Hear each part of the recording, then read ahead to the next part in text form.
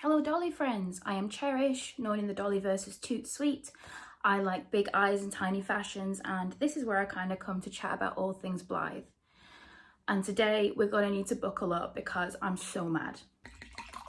Nope, I'm even madder. Okay, so here's what happened.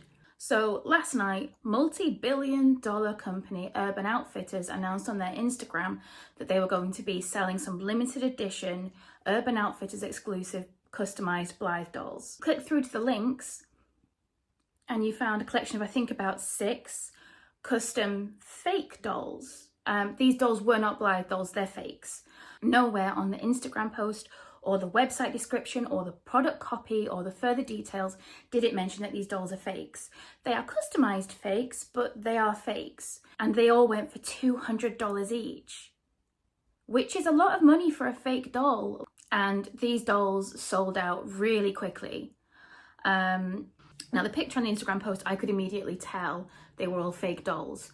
I've been in the hobby a long time. Even if a doll has been customized and rebodied, I can usually tell pretty much right away if it's a fake or a legitimate Blythe.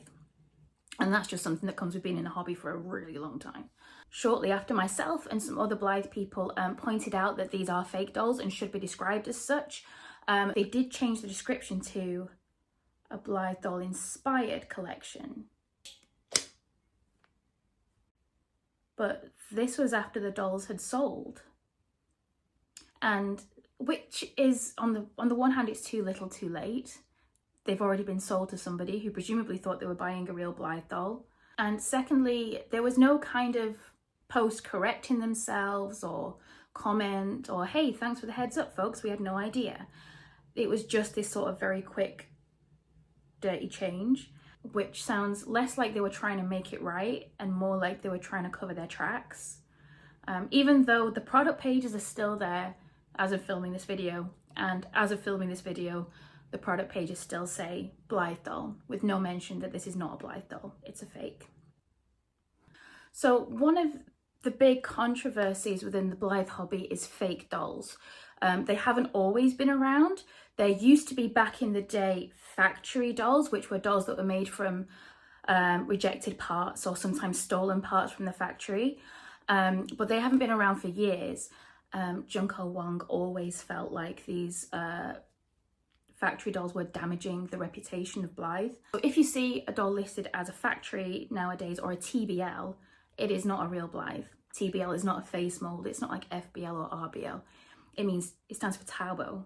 Like, it's just fake. It was only a few years ago that fake dolls started to come on the market. They're much cheaper than a Blythe doll, and they have gradually, over the past few years, kind of really saturated the market. If you search for a Blythe doll online, you will find fakes. You will find fakes long before you will find an official Blythe. I understand that a legitimate Blythe doll is very expensive. But for context, when I bought my first Blythe doll, I was 23, I think.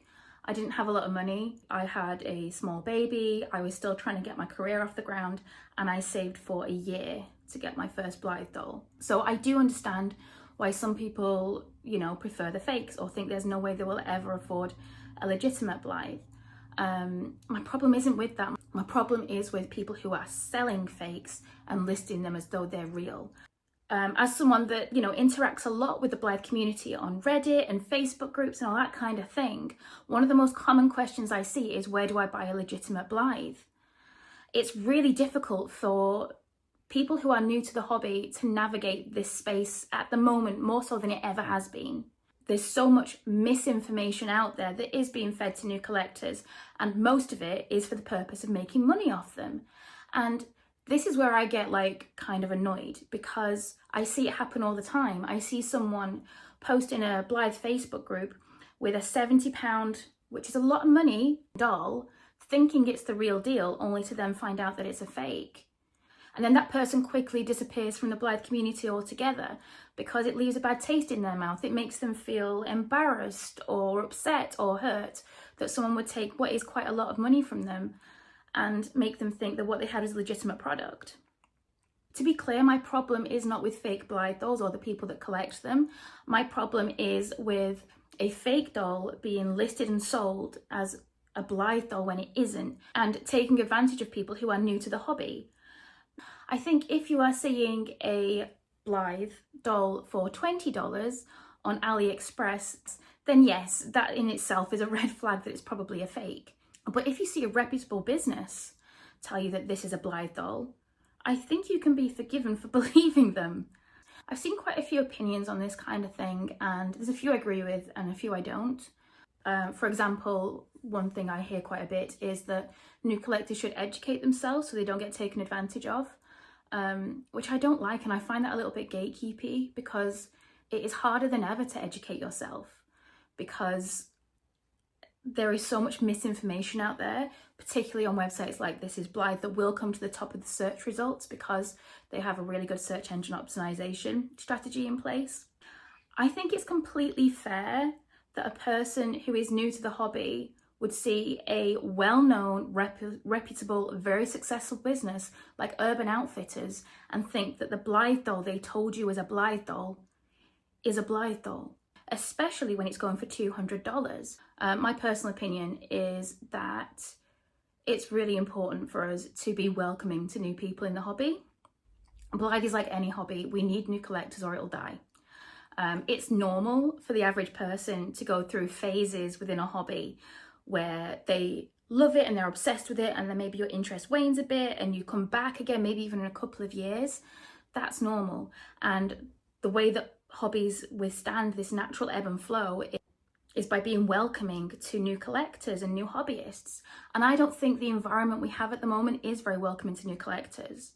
And here's the thing, I think that this culture of referring to fake Blythe dolls as Blythes has been allowed to grow within the community because of people that want to make money off new collectors.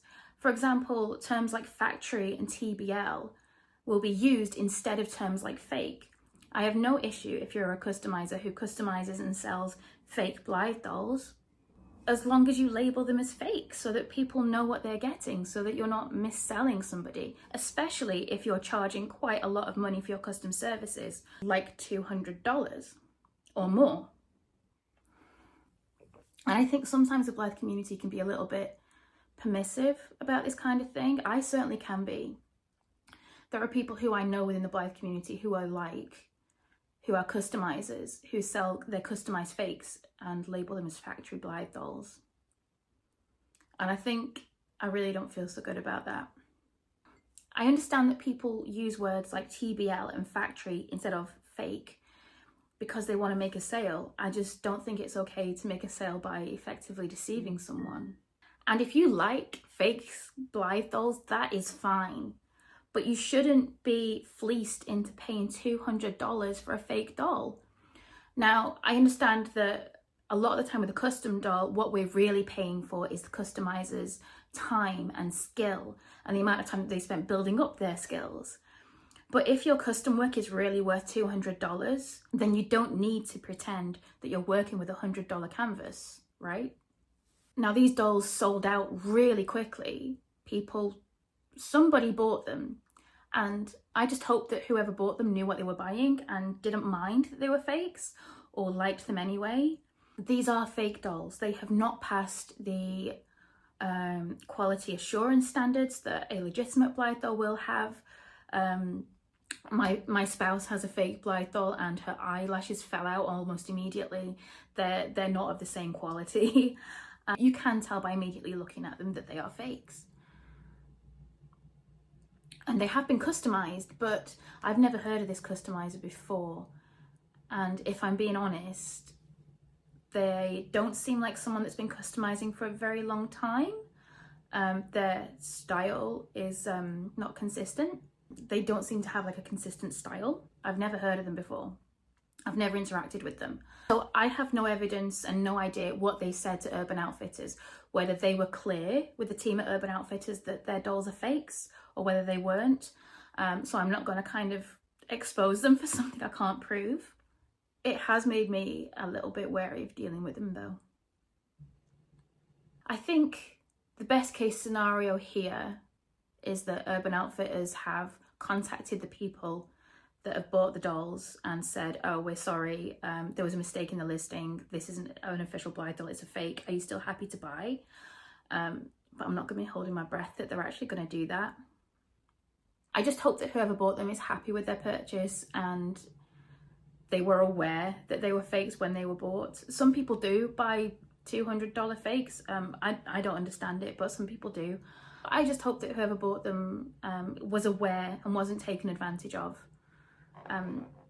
Because it's just not a nice way to treat people, is it? The shit.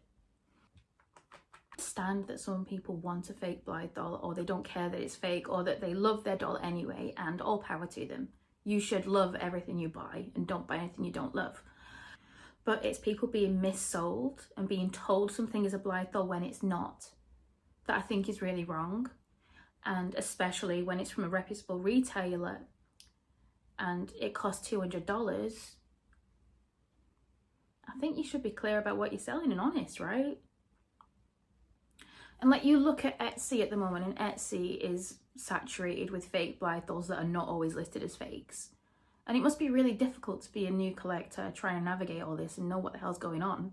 Which I don't agree with this concept that, well, it's the newbie's fault for not educating themselves. The information is not readily available. You have to really dig, and it can be confusing because it can be difficult to tell which is legitimate and which isn't. Since This Is Blythe was taken over, it looks like a legitimate site. I can see why people fall for it. But it is a scam site, and it has information on there and a really good search engine optimization strategy, which is one of the reasons it's a top result whenever you search for Blythe dolls still. I think we should take care of new collectors better. I think this hobby will die without them. And that's not to say that every time you see someone excitedly talking about their Blythe doll and it's a fake, you have to go straight to the comments and say, oh, but this is a fake. I mean, what I have an issue with is the selling, and that at the point of sale, if someone knows what they're buying. I just don't think it's okay to make money by scamming people, and I don't think that's a particularly hot take, right?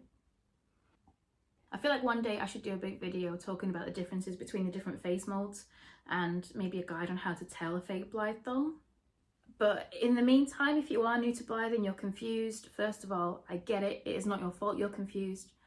I would recommend checking out a recent video by Strawberry Sprites, which I'll link below, in which she does quite a big deep dive into the history of Blythe. And she talks about and shows her own fake Blythe and her own opinions on her fake Blythe. I don't necessarily agree with her opinions, but it's a really well-researched and honest and accurate video. And I would also recommend checking out La Dolly Dispatch, which is a Blythe doll podcast. I think it's the only Blythe doll podcast. There is an episode specifically about how to buy your first Blythe doll and where to buy one from. And they also talk in great detail, I mean serious detail, about previously released Blythe dolls.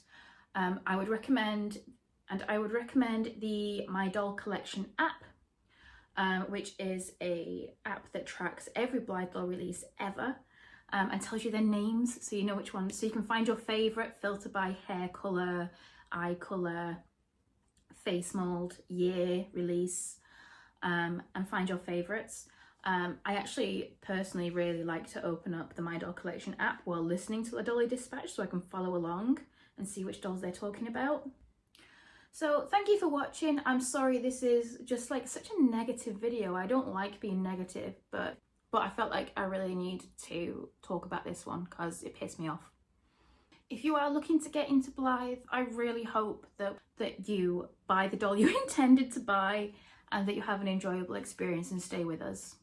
We'll talk again soon, hopefully about something more positive next time. And in the meantime, stay gorgeous, play hard.